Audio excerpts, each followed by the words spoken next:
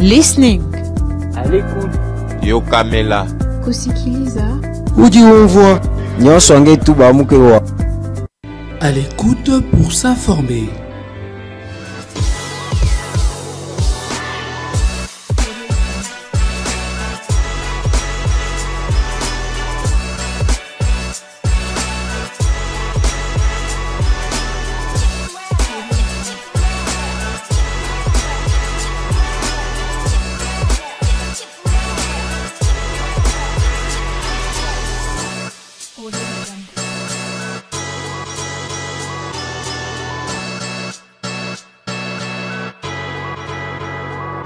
À l'écoute pour s'informer. Bienvenue à votre émission à l'écoute, très chers téléspectateurs de A30 Télévision. Sur ce plateau, je reçois Monsieur José Benza, communicateur de l'Union pour la démocratie et le progrès social. Avec lui, nous allons débriefer l'actualité de ce mercredi, notamment la santé politique au sein du parti présidentiel, mais aussi tant d'autres sujets. Je vais vite vous recevoir. Bonjour, Monsieur José. Bonjour Madame Jaël. En fait, je m'appelle Joseph. Okay. Menza, c'est mieux. Ça a une consonance un peu plus prophétique. Ok, Joseph, comme dans la Bible. Ouais, Joseph Benza, cadre de l'UDPS, parce que je suis un statutaire et puis communicateur du parti UDPS, dirigé de main de maître par M. Augustin Kabouya Mandabouté, que nous appelons affectueusement AK47. Merci beaucoup. Bienvenue, c'est une première fois chez nous. Première fois, oui. Bon, je voyais les amis passer par ici et c'est mon tour aujourd'hui. C'est pour moi l'occasion de féliciter Madame Rachel Kichita, que j'apprécie bien de loin par rapport à son travail, parce que c'est elle la génitrice de cet organe de médias. Donc, bravo, coup de chapeau à vous, Madame, parce que vous avez créé de l'emploi, vous êtes une entrepreneur.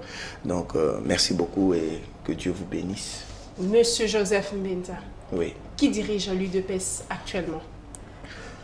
Bon, je dois expliquer à vos téléspectateurs et aux Congolais et aux Congolaises, en particulier ceux qui sont de l'UDPS, parce que l'UDPS, c'est un grand parti politique, c'est le plus grand parti politique de la République démocratique du Congo, précision de taille. l'UDPS est implanté sur l'ensemble du territoire national, s'il vous plaît. Et nous avons des fédérations partout dans le monde. C'est le seul grand parti, véritablement, qui a de l'ancrage sociologique sur l'étendue du pays. Et puis, notre secrétaire général est le premier vice-président du Parti socialiste au monde, de tous les partis socialistes, après le premier ministre du Pays-Bas, et non de l'Espagne. Bon, vous voyez un peu la grandeur de ces partis. Donc, alors aujourd'hui, il faut dire aux Congolais et aux Congolaises de s'apaiser. L'UDPS, ce n'est pas sa première crise. Aujourd'hui, ça a pris de l'ampleur tout simplement parce que l'UDPS est au pouvoir. Okay. Mais il y a eu des crises il y a eu des crises avec Etienne Tshisekedi, avec Ibassa Maliba, crise d'Etienne Tshisekedi avec Liaou, avec Benchika, avec les autres, même parmi ceux de 13 parlementaires. Donc, l'UDPS a traversé des moments de crise et nous sommes assez forts et solides pour traverser aussi cette période de crise. Donc, la personne qui dirige l'UDPS sur le plan légal et statutaire, il s'appelle Augustin Kabouya Chilumba. Mais qu'en est-il maintenant de la convention démocratique du parti qui avait désigné M. Deobizi Boubalela comme secrétaire ad intérim du parti? J'ai beaucoup de respect et de considération avec le secrétaire général adjoint Deogracias Bizimou. C'est ça son statut au niveau de l'UDPS, il n'y en a pas un autre. Donc je lui dois beaucoup de respect. Mais quant à être secrétaire général intérimaire, là je m'inscris en faux par rapport à la démarche initiée par l'ancienne convention démocratique du parti. Précision détail. Mais comment l'ancienne convention démocratique du parti, mais la nouvelle, parce que la nouvelle, c'est parce que l'ancienne a fait tomber Augustin Kabouya. Voilà pourquoi Augustin Kabouya a voulu nommer les nouvelles figures. Madame, tous ceux qui sont de l'autre côté, parmi ceux-là, il y a des amis. Nous nous connaissons très bien, madame. Posez-leur la question, pourquoi à l'espace de 2 mois, d'un seul mois, ils ont eu 2 secrétaires généraux, Aïdine Tengrine ou bien machin.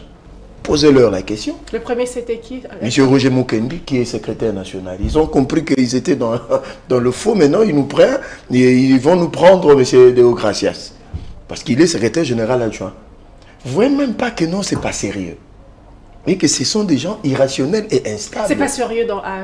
Comment Mais je pose la problématique de savoir comment, à l'espace d'un mois, vous pouvez changer sur la tête du secrétariat général de l'UDPS de personnes. Alors qu'ils nous brandissent le statut de l'UDPS qui leur avait permis de passer des crocs à l'âne comme ça. Il n'y en a pas, mais tandis que le statut de l'UDPS à l'article 30 institue la Convention démocratique du parti, qui est un organe de concertation et non de décision. Le seul organe de décision, c'est le Congrès, article 17. Voilà la vérité. Or, la convention, le Congrès s'est tenu au mois d'août 2023. Et en publicité, Félix Tshisekedi Tshilombo, président de la République en fonction, comme président, comme ne pouvant pas jouer ce rôle, le Congrès a décidé de donner l'intérim à M.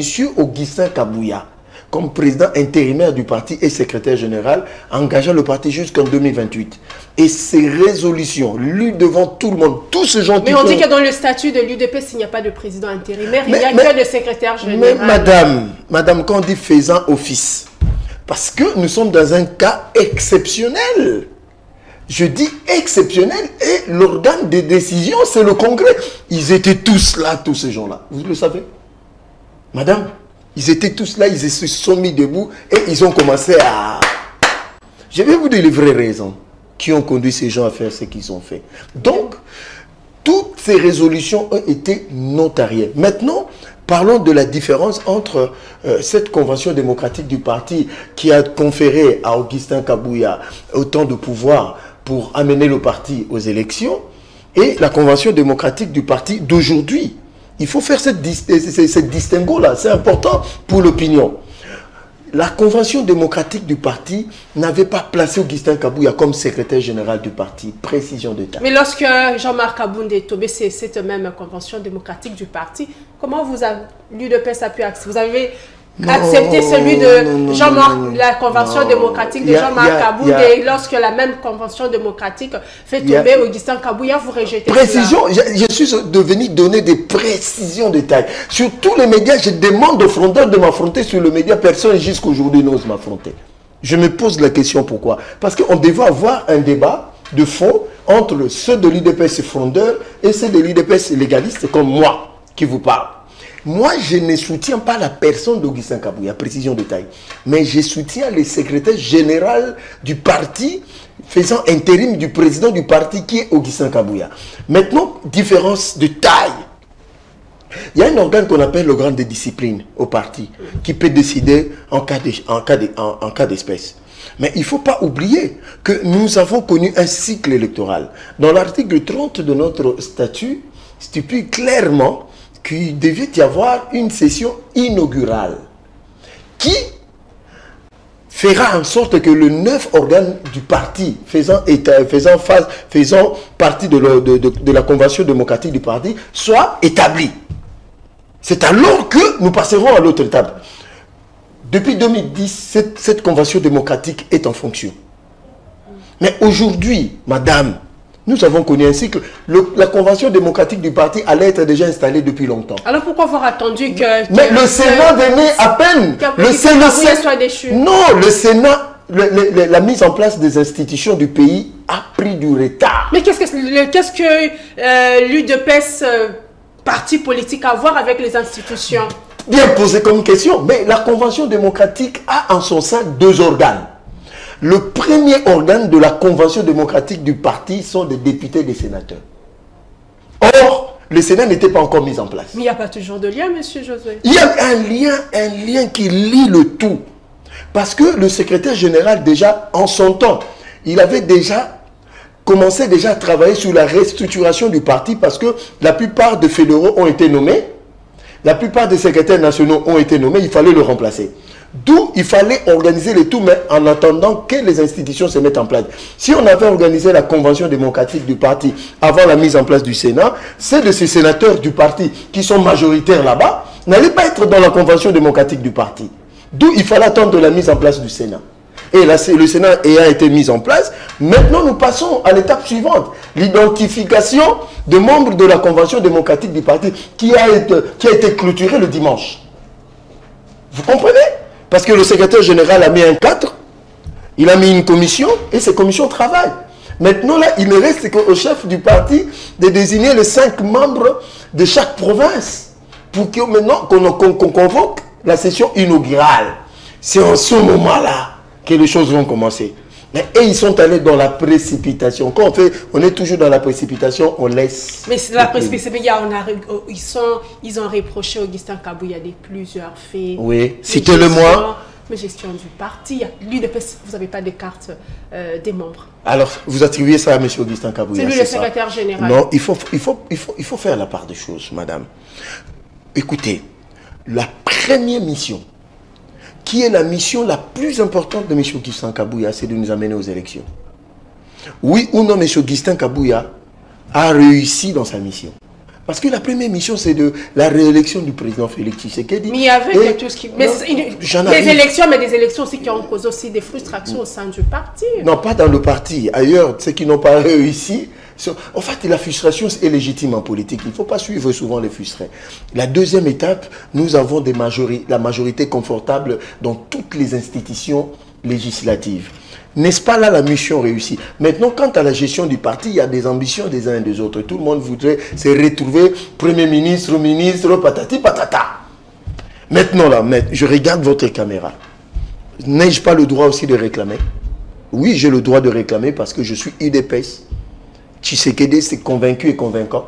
Je suis même statutaire, je dirige une cellule, Binza Pigeon 1, avec M. Augustin Ndala. Vous voyez, madame? Okay. Mais pourquoi je n'en fais pas un problème? Parce que je sais que tous n'auront pas de fonction à l'IDPS. Si aujourd'hui, le CG Kabouya a décidé et que le président approuvait par son pouvoir discrétionnaire, je peux être nommé dans n'importe quel poste. Mais nos amis qui sont de l'autre côté, ils sont en train d'accuser M. Augustin Kabouya d'avoir vendu le poste de l'IDPS aux tierces personnes. Mais ils ne vous disent pas c'est qui est qui. Ils ne vous disent pas. Mais moi, je vais poser le problème sur votre table aujourd'hui. Que les gens qui vont nous suivre vont être... Posons-nous la question. J'ai vu M. Mbata. Oui. Il a dit qu'Augustin Kabouya il est pire de secrétaire général que moi je dis parmi le piètre politique qui n'ont pas aidé, bon je dis piètre c'est un peu trop fort parce que moi je ne vais pas emprunter son chemin. Je crois que des mots qu'il a utilisés sur Augustin Kabouya sont des mots très forts et irrespectueux et irresponsables de la part de M. Mbata. Vous comprenez? M. Mbata aurait dû être posé. D'ailleurs, il a commis beaucoup d'erreurs en politique. Entre lui et Augustin Kabouya, je préfère Augustin Kabouya. Je ne remets pas en question sa qualité de professeur d'université. Mais en termes politiques, ce monsieur a beaucoup de lacunes et il n'a pas de leçons à donner à Augustin Kabouya et à l'UDPS. Donc, ce monsieur doit du respect. Augustin Kabouya, il a adhéré à l'UDPS en 2017. Augustin Kabouya, c'est depuis belle lurette. Donc, un minimum de respect. Augustin Kabouya n'est pas piètre. Certes, M. Augustin Kabouya n'est pas parfait. Certes, M. Augustin Kabouya n'a pas tout fait. Certes, M. Augustin Kabouya, à des fois, il a fauté parce que c'est un être humain. Mais l'UDPS parti au pouvoir, comment vous pouvez manquer des cartes de membre?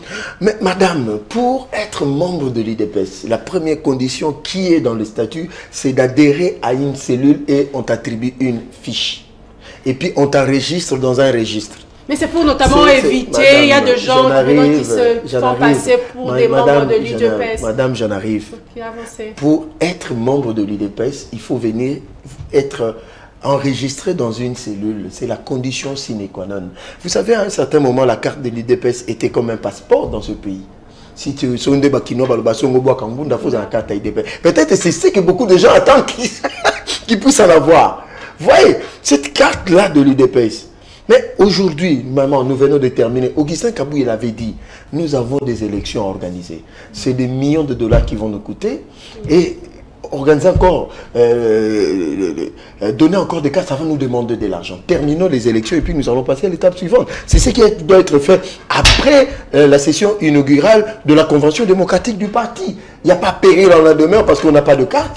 Mais non, eu égard à cette situation, il s'est fait que l'UDPS a 2 secrétaires généraux. Non, l'UDPS n'en a qu'un seul, en la personne de Augustin Kabouya. Précision de taille. Monsieur Deobizibou, c'est un secrétaire général de frondeur. Il faut bien mentionner. Secrétaire, je lui dois beaucoup de respect, mais dans le cas d'espèce, c'est le secrétaire général qui a son siège, qui a son bureau à Sainte-Anne. Et c'est là où se trouve le siège de frondeur. Mais il devait venir le samedi. Il venait où? Au parti, il devait être installé. Par qui? On a vu, il y a un communiqué. De qui? Qu'il fallait stopper les choses. Qui a fait ces communiqués d'ailleurs? Qui devait être reçu par le chef de l'État. Non, on apprend. Bon, voyons voir. Mais je sais que le chef de l'État n'aime pas les désordres. Il sait que les désordres viennent de ces gens. Mais qui dit Félix Tshisekedi? Moi, je suis pas dans l'antichambre du président de la République. Mais quand même, vous devez quand même savoir. Ici, moi, je parle UDPS. Lui, il est président de la République. Mais son Excellence, beaucoup de respect à vous, à votre autorité. Lui, il est président de la République. Il a tout un cabinet. Là où il gère ces genres de choses. Moi, je ne suis pas dans son antichambre. Mais la seule chose que je sais, que ce sont ces gens-là qui amènent le trouble à l'UDPS. Moi, j'étais au siège du parti pour votre information. Le samedi, nous attendions ce qui allait arriver. Je le répète. Nous attendions ce qui allait arriver et nous voulons voir de visu ce qui allait arriver. Mais malheureusement, eux-mêmes, ils se sont rebuffés. Madame, c'est croquignolesque ce qu'ils sont en train de faire. Mais non, comment cette crise va se résoudre? Non, l'UDPS a traversé toujours des crises et les crises se résolvent toujours parce que vous savez pourquoi?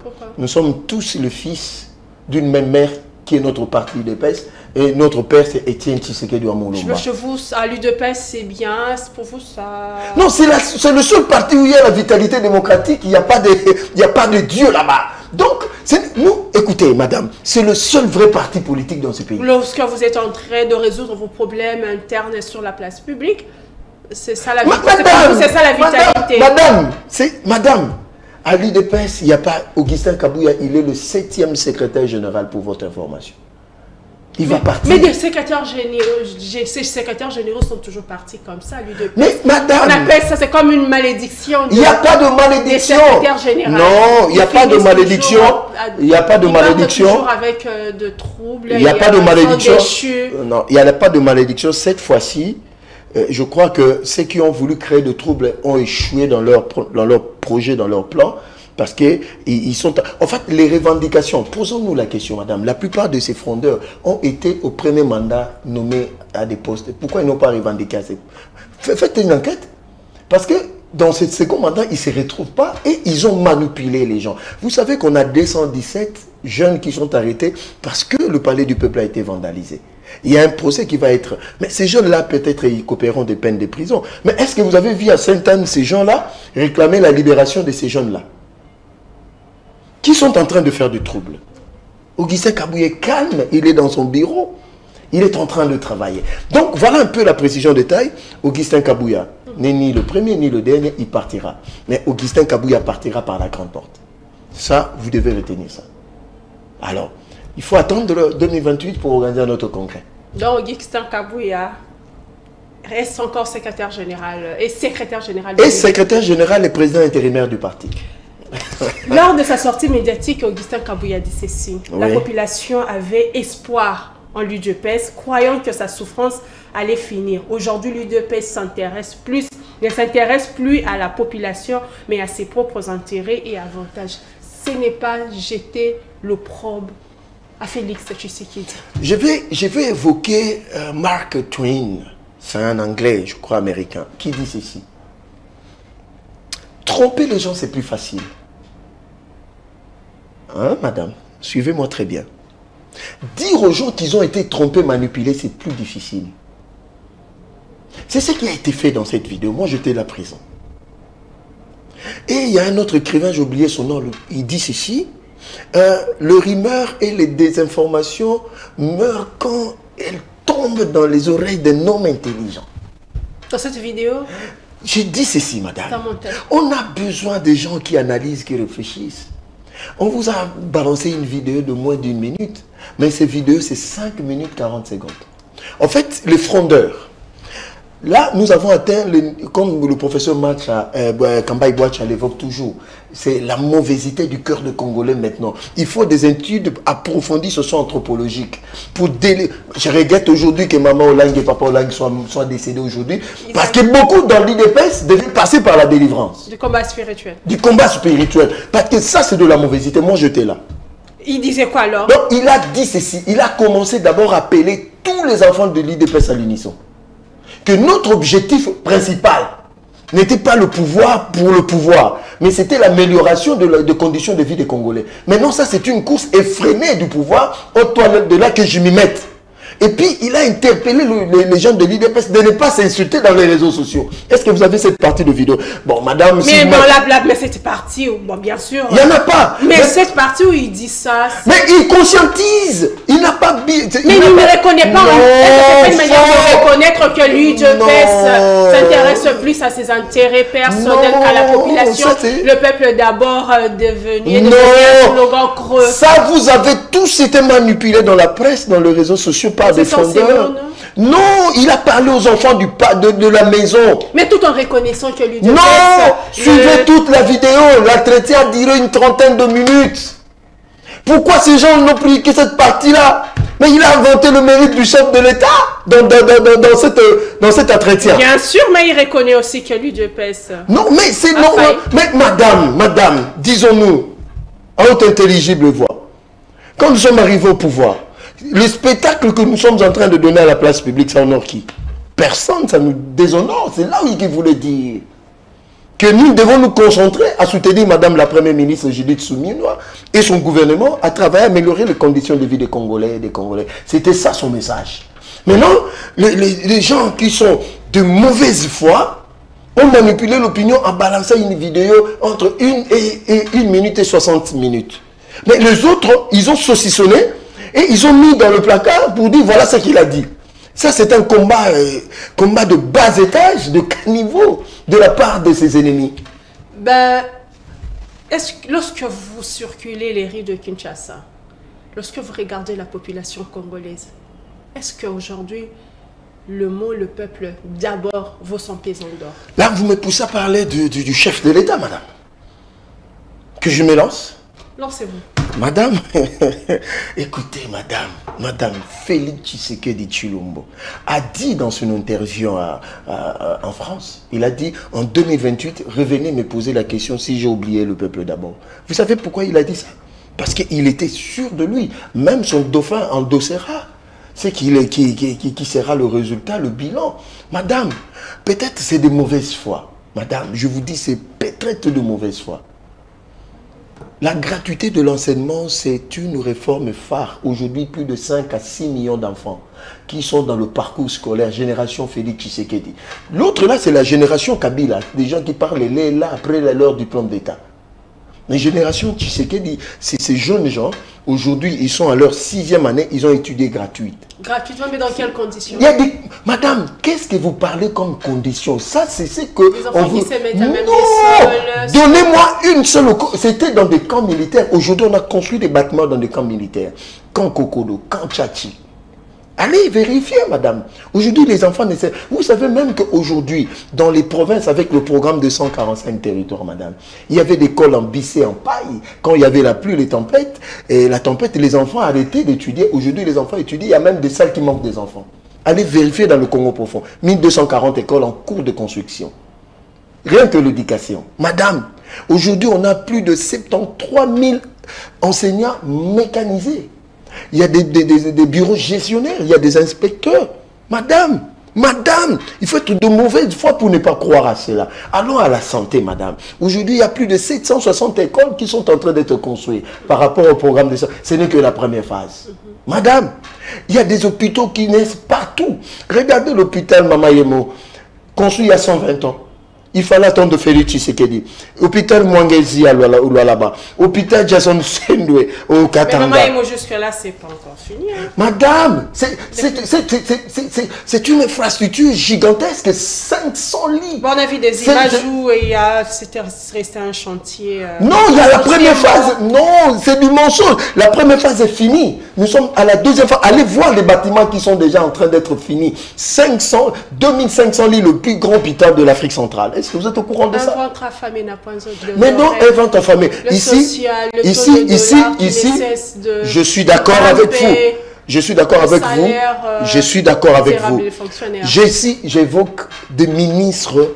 J'évoque des ministres qui, dans le gouvernement de Mme Judith Souminois, que je salue, que je soutiens à 100%, et d'ailleurs, j'étais le premier, le seul communicateur ici au Congo d'avoir prédit qu'elle sera Premier ministre.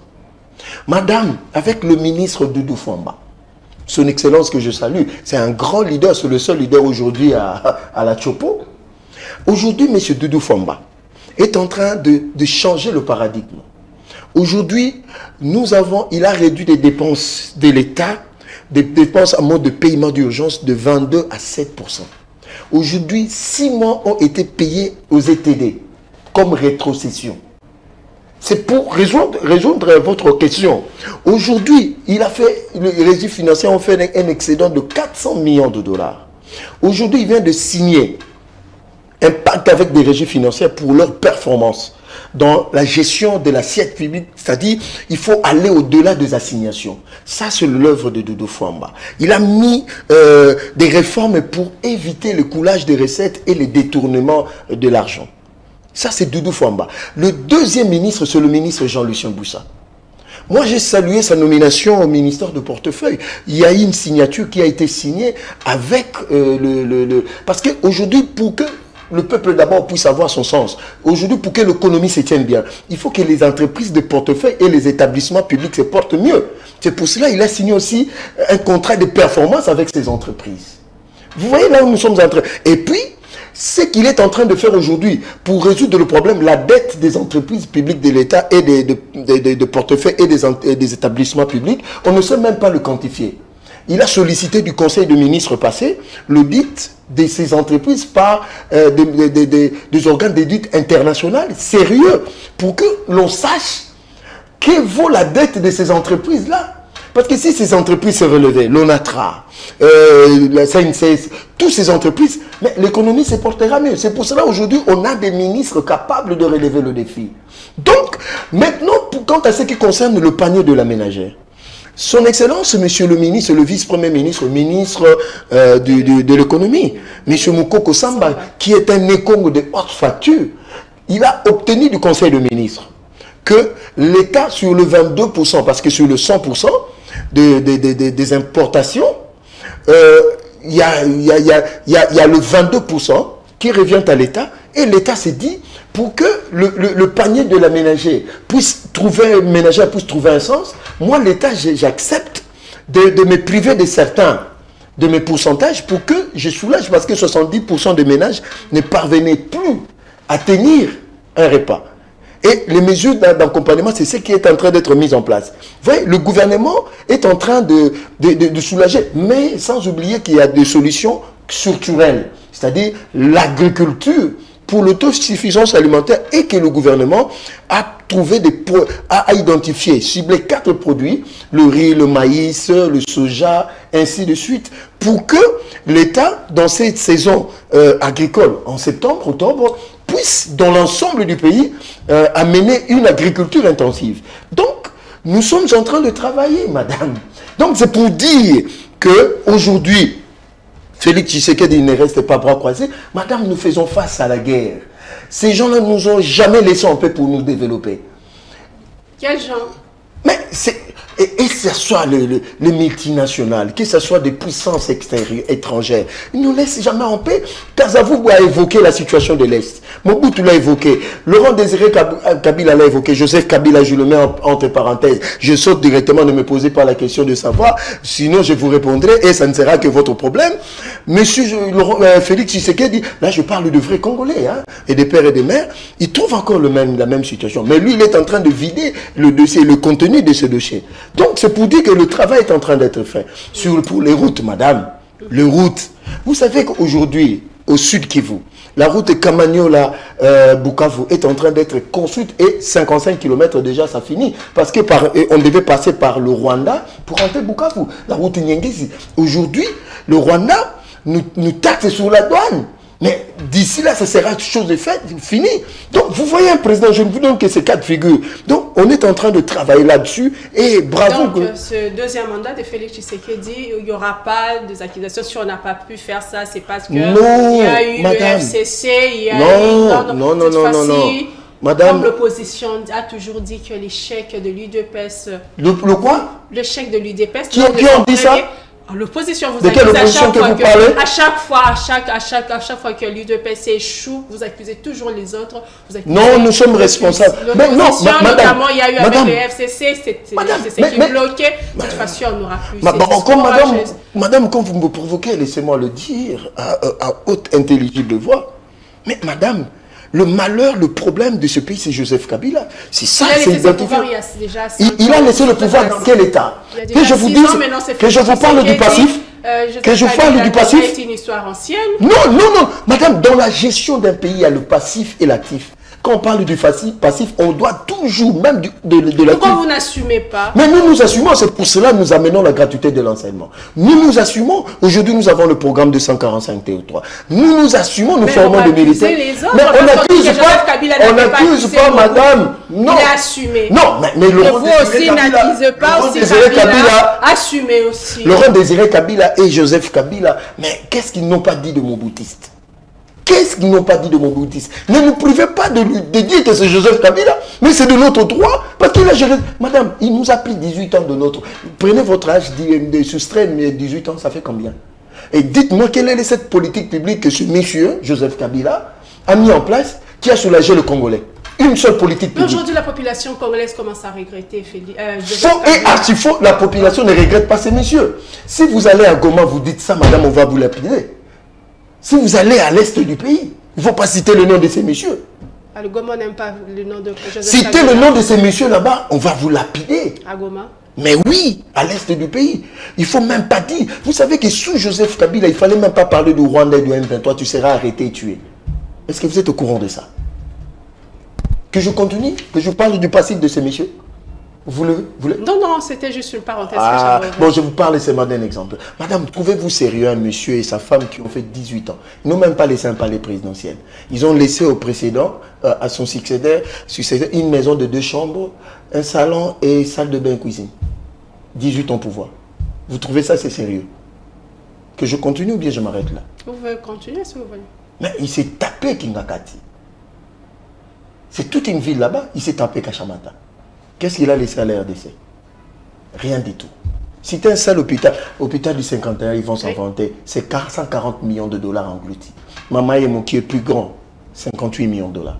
Donc Félix Tshisekedi fait mieux. Il fait mieux que tous ses prédécesseurs, sauf à la limite Mobutu. Félix Tshisekedi fait mieux. L'UDPS, vous êtes dans des guerres internes. Est-ce que vous préparez déjà le dauphin? Mais madame,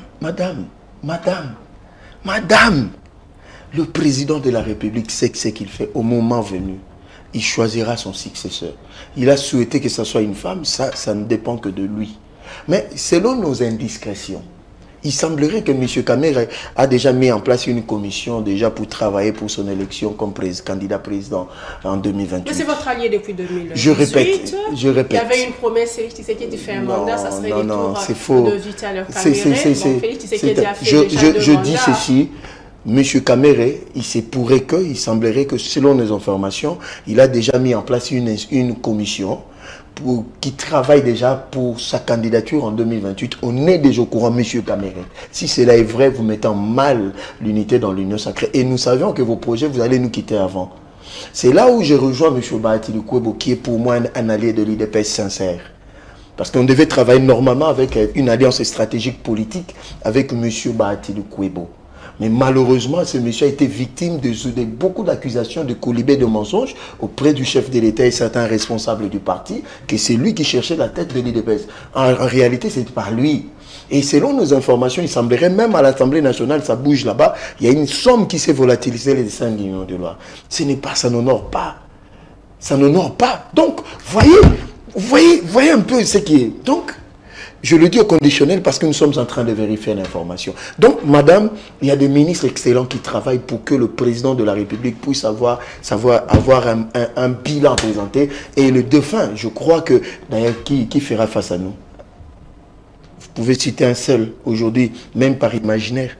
Mais lorsque il y a d'autres membres de l'UDPS qui disent que Félix Tshisekedi a Zanano. Mais il est encore là jusqu'en 2028. Jusqu'en 2028, et c'est pas après 2028. Hein. Il est encore là. L'UDPS, est-ce que l'UDPS n'a pas échoué stratégiquement? Vous manquez la présidence de l'Assemblée nationale. Non, il faut faire la part des choses. Vous manquez la présidence du Sénat, alors que vous êtes majoritaire dans les assemblées provinciales. Madame, ici c'est ça, nous sommes dans une coalition en politique. On n'est pas seul. C'est pour cela, là, j'ai toujours appelé les membres du parti à l'humilité, à la lucidité et à la rationalité. On est une famille qui est l'Union Sacrée avec 500 partis politiques. Ça s'accaparait de tout. Aller mettre encore en mal l'Union Sacrée, étant donné qu'il y a des frustrations après la sortie du gouvernement. Il y a des frustrations après, l'installation du bureau définitif de l'Assemblée nationale. Maintenant, on était en face d'un cas de figure. C'est là où c'est que les gens... Mais, madame, revenons à l'UDPS. Ceux qui disent que Kabouya vend de poste de l'UDPS. Mais Kabouya a présenté M. Idriss Hassan Mangala, qui est membre du parti, ça fait 30 ans. Mais face à Samalou Condé, avec son bilan, en tant qu'ancien gouverneur du Maniema. Madame, M. Samalou Condé, parlons-en. M. Samalou Condé, si M. Idriss Hassan Mangala avait posé sa candidature, qu'il n'avait pas retiré, il allait battre M. Samalou Condé parce que nous avons le contrôle du Sénat. C'est ça la vérité. Mais le chef de l'État, l'autorité morale de référence, en a décidé autrement. Nous nous sommes inclinés, mais ce n'était pas notre choix. Ce n'était pas notre volonté. Monsieur Joseph, autre question d'actualité. Nous sommes déjà arrivés à la fin de cette émission. Le réalisateur me fait signe. Mais... le ministre de la Justice a lancé la bancarisation de recettes judiciaires dans le but d'explorer les recettes. Il a mis en garde ceux qui tenteraient de s'opposer à cette initiative. Comment vous trouvez cette démarche du ministre de la Justice, Constant Moutamba? En fait, Constant Moutamba, Constant Moutamba devient une école. C'est un monsieur qu'on doit étudier. C'est un monsieur qu'il faut prendre très au sérieux. Même nous, à l'UDPS, on se disait que non, la justice, c'est notre credo, l'état de droit. Comment le chef de l'État est allé... prendre Constant Moutamba. Au début, on lui accordait le bénéfice de doute, hein, on doutait un peu. Mais avec le temps, Constant Moutamba commence à convaincre. Et le président en a fait mention, lors d'une visioconférence avec ses partenaires, qu'il y a un jeune ministre de la Justice qui est en train de faire ce que j'ai toujours voulu faire. En fait, le président avait constaté que la justice était malade. Mais il fallait trouver un médecin qui puisse donner la cure pour guérir cette maladie. Et Constant Moutamba semble être ce médecin-là. Parce qu'il a touché au cœur du problème qui ronge la justice. Ce sont nos magistrats. Mais le courant ne passe pas. Il y a un bras de fer. Madame, même M. Moretti en France. Il y a un bras de fer. Même M. Moretti en France a fait face. Parce qu'il y a une différence entre un magistrat qui devient ministre de la Justice, qui va s'accopiner avec le corps de magistrats, et un ministre, un avocat qui devient ministre, il y a guerre. Vous savez pourquoi? Madame Rose Mutomba a échoué, elle a fait de la villégiature. On a perdu du temps inutilement avec cette dame, parce qu'elle est magistrate.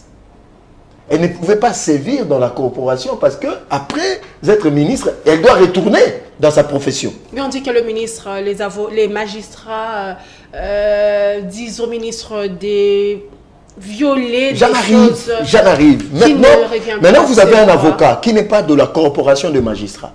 Parce que la mafia dans notre justice sont des magistrats. Si vous voulez avoir... Madame, allez voir ce que ces gens sont devenus des millionnaires. Parce que comment ils traitent ces dossiers? Comment ils traitent des dossiers de justice? Maintenant, on veut amener des réformes dans le secteur. Ils savent qu'on a touché à leurs intérêts. Et ils montent au créneau. Mais Ils ne sont jamais montés au créneau pour dire que non, assoyons-nous, nous les magistrats, pour arranger les choses dans notre secteur. Il y a le Conseil supérieur de la magistrature. Quels sont les magistrats véreux qui ont été sévis? Voyez un peu. Alors, vous avez un ministre qui a le soutien de tout le peuple congolais, même de la diaspora. C'est pas du populisme? Ce n'est pas du populisme, il est vrai. La bancarisation des paiements de justice. Mais c'est là où s'enrigissaient les magistrats. Tout doit être bancarisé. D'ailleurs, il a fait plus de recettes au niveau du ministère de la Justice. Vous savez qu'aux États-Unis, le ministère qui produit de l'argent, c'est le ministère de la Justice. Parce qu'aux États-Unis, il n'y a pas une justice pour les grands et les petits. Okay. Mais aujourd'hui, il y a une justice pour les grands et les petits. Bravo, ministre, il a notre soutien. Monsieur le ministre de la Justice, vous avez le soutien de tout un peuple et vous avez le soutien du chef de l'État. Continuez, foncez. Tous ceux qui s'élèveront pour vous mettre de bâtons sous le roue, nous, le peuple, nous allons nous en charger d'eux. Mesdames et messieurs, nous sommes arrivés à la fin de cette émission. Nous avons reçu sur ce plateau Monsieur Joseph Mbenza, qui est cadre de l'Union pour la démocratie et le progrès social. Vous l'avez écouté, il a donné son point de vue sur ce qui se passe au sein de l'UDPS, mais aussi sur l'actualité politique du pays. Quant à moi, je vous dis merci et je vous retrouve très prochainement. Listening. À l'écoute. Yo Kamela. Kusikiliza. Udi Onvoa. Nyonsonge Tuba Mukewa. À l'écoute pour s'informer.